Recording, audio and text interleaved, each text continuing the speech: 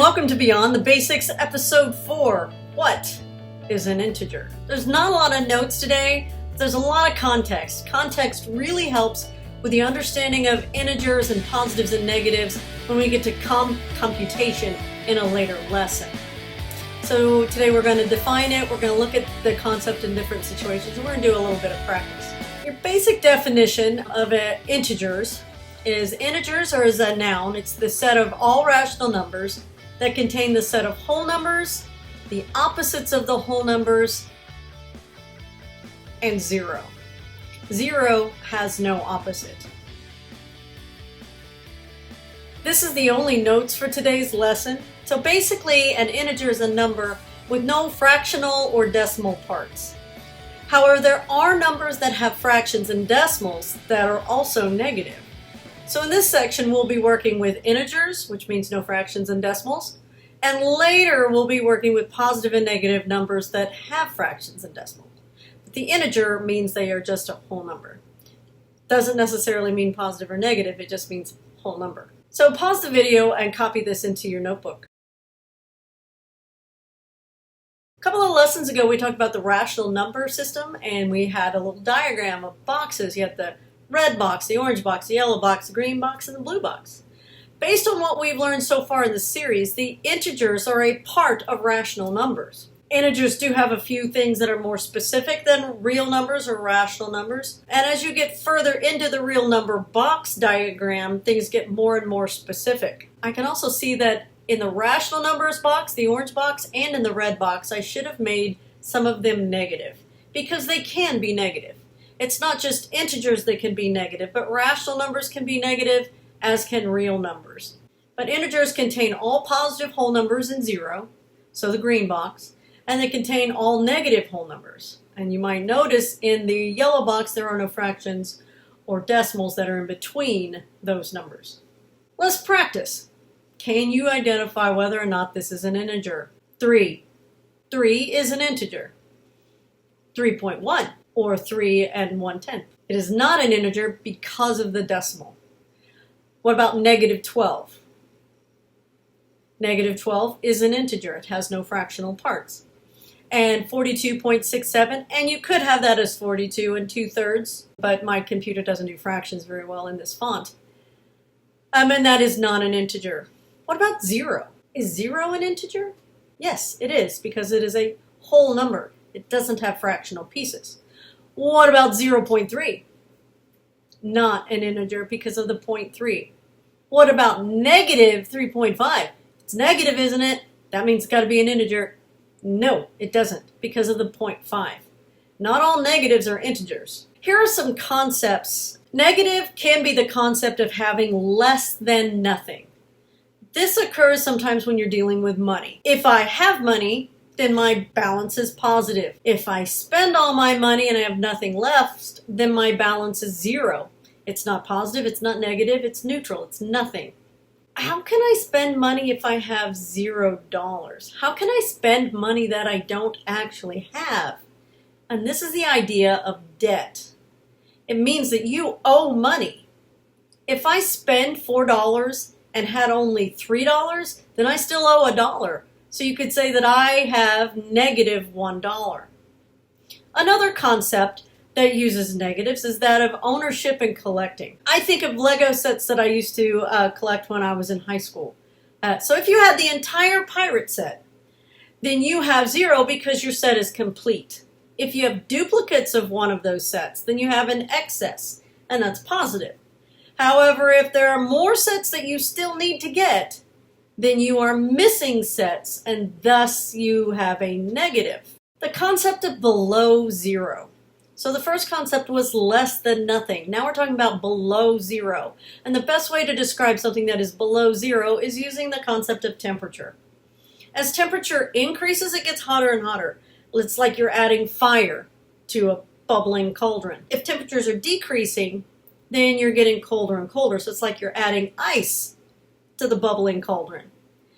If the temperature has the same amount of fire and the same amount of ice, then it's 0. It's neutral. If there's more fire, or if it's getting hotter, then it's positive.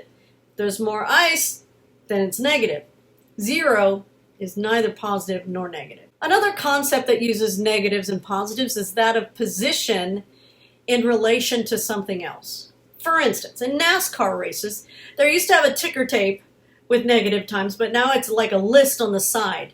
Those times are negative because all those cars are behind the leader. So that's how many seconds they are behind the leader. Thus, the negative shows that they are behind, with the leader's time being however long it is taken to get wherever they're at. In the Olympics, there also have some negatives that show positions and times, but I also noticed positives, especially in the swimming competitions. So the positives showed how much time to add to the leader's time, and that was how much like second place competed in the race, how long it took them to complete the race. So if it took the winner 15 seconds to complete the race, and second place they had a plus 0.25 on their score, then their score would be 15.25. And the longer time obviously came in later. You can also use positives and negatives to show your position in relation to the level of the ocean, or sea level, kind of disregarding tidal changes. Positive altitudes are above sea level, negative altitudes are below sea level, and sea level is 0. Another concept that uses negatives and positives is that of the stock market. And they use the positives and negatives to describe the changes in either the price or how many stocks sold. So if you have a positive number, it means that the price went up, or that your volume, the number of stock shares that changed hands, went up. If you've got a negative, then it went down. And depending on whether you're buying or selling, sometimes going down is a good thing, and sometimes it's not.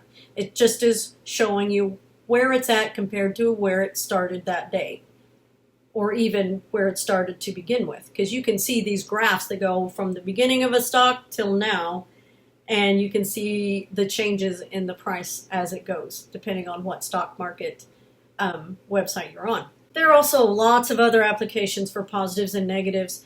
Statistics is one. Percent of increase is positive, percent of decrease is negative. Sports statistics have positives and negatives. Like if somebody's average is below what it used to be, it's oftentimes listed as negative.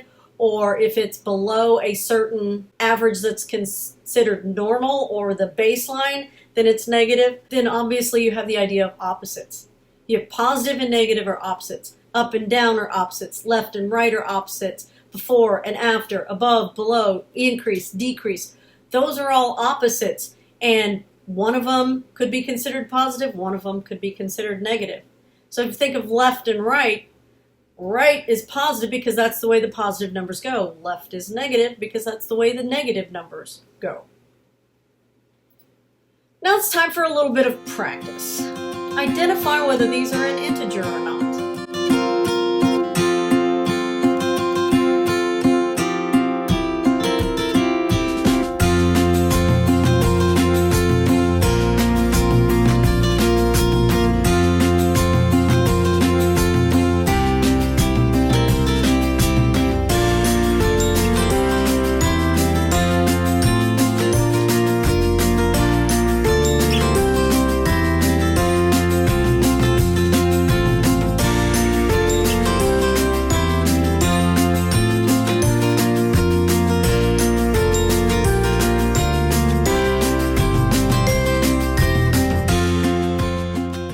How'd you do?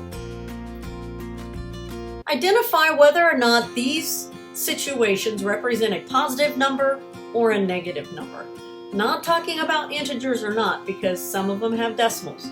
We're just saying, would this be a positive situation? Would it be a negative situation?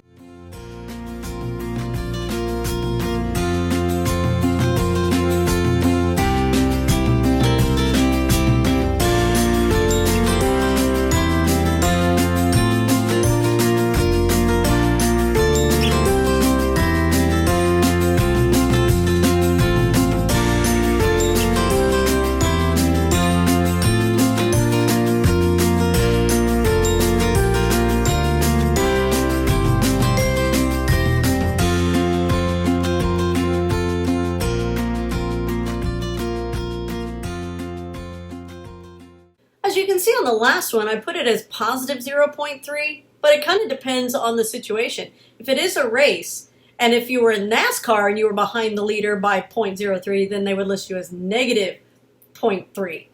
If you were swimming and you were behind the leader by 0.3 of a second, then they would put you at a positive 0.3 because your time would be 0.3 longer. This gives you a very basic understanding of what an integer is and what it means to be positive or negative. In the next lesson, we will talk about greater than and lesser than, opposites and absolute value. As always, to get a deeper understanding of a concept, you will need to practice it. Generally, practicing a concept over multiple days will help you when it comes to remembering the details and help your recall to become faster. I suggest you do 10 to 15 problems each day for the next 3 days. This doesn't mean you have to stop your lessons. You can do another lesson and just do 10 or 15 problems of the current lesson and 10 or 15 problems of a past lesson and 10 or 15 problems of the lesson before that. The more you have to recall that concept, the easier it is to recall that concept. This has been Safety in Numbers Math Teaching. I am Sheila Hansen. Thanks for watching.